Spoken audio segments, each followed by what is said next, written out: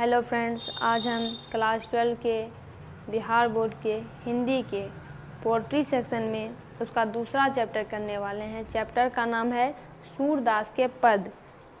पहला क्वेश्चन है जो कि 21 में पूछा भी गया है कि सूरदास के दीक्षागुरु कौन थे? महाप्रभु वल्लभाचार्य।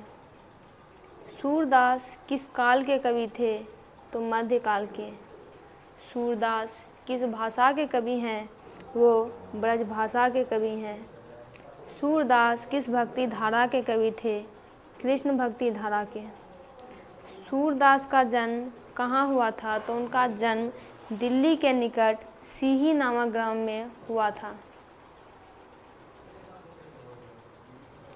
सूरदास का निवास स्थान कहाँ कहाँ रहा, यानी वो कहाँ कहाँ पे रहे?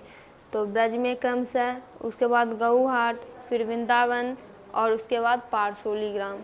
फिर है कि उनका जन्म कब हुआ था? उनका जन्म 1478 में हुआ था, ऐसा अनुमान लगाया गया है। कोई कंफर्म डेट आज तक पता नहीं चल पाई है, लेकिन रचनाओं से, दूसरे लोगों की राइटिंग से भी खोज किया गया है कि उनका जन्म इतने में हुआ होगा। उनका निधन कब हुआ था, यानी मृत्यु 1583 में।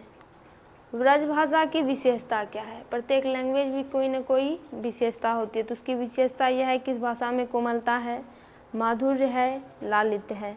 तभी हो सकता है कि सूरदास ने अपनी रचनाओं को कंटिन्यू करने के लिए इसी भाषा को चुना। सूर के काव्य के 3 प्रधान विषय क्या क्या हैं? तो पहला विषय तो है विनय भक्ति। उनकी रचनाओं में आपको विनय मिलेगी, भक्ति मिलेगी। दूसरा है वात्सल्य और तीसरा है प्रेम श्रृंगार। सूरदास के पद किस पुस्तक से लिए गए हैं? तो सूर सागर से।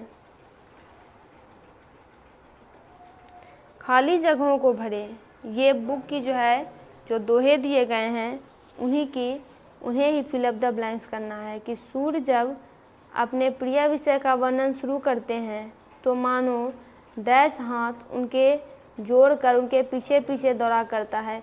ये जब इंट्रोडक्शन पार्ट रहता है किसी भी कवि का, तो उसी से ये क्वेश्चन है। तो अलंकार शास्त्र हाथ जोड़कर उनके पीछे दौड़ा करता है।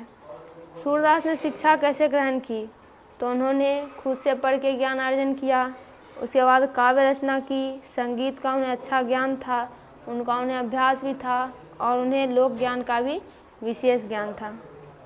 तो उपर्युक्त सभी के द्वारा उन्होंने शिक्षा ग्रहण की। किसने लिखा है? भोजन करिनंद अचमन लीन्हो मांगत सूर जुठनिया। देखिए यहाँ पे सूर नाम में ही आ गया है, तो सीधे सूरदास।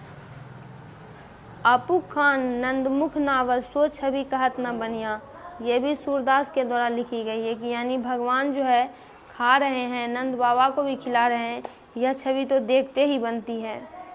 हिंदी साहित्य का सूर्य किसे कहा जाता है? तो सूरदास को। खाली जगह को भरे, अब ये है दोहा वाला क्वेश्चन।